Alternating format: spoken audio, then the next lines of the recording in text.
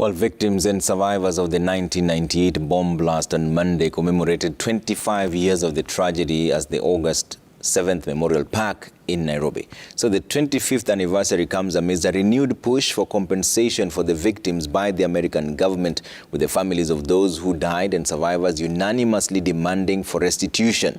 And as Mary Mwoki now reports, the Senate ad hoc committee has promised to ensure justice is served for all the victims of the tragedy.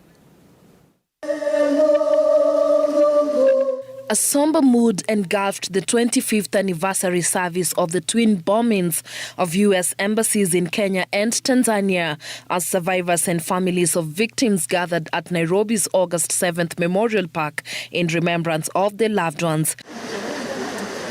One after the other, victims and survivors took to the podium to narrate how the mindless act of terror permanently altered their lives. We have had it rough all through the 25 years. Some of us have had problems with school. Emotions ran high as the names of the 218 people who lost their lives in the 1998 tragedy were read out. Rafael Johnston Gadhumbi, Justus Njeru Geoffrey, Agnes Wanjiko Gitao, Lawrence Ambrose Gitao. 25 years after the bomb blast, an act of destruction targeting Americans but one that hurt Kenyans, the victims are yet to receive any form of compensation from the U.S. government. 7th Memorial Park offers a unique place to remember those lost 25 years ago and to reflect on their legacy. I want to offer an apology that America did not make it clear that they were sorry that you got caught in the crossfire. I believe that in time you will be compensated. And until I leave this earth, I will continue to fight for you.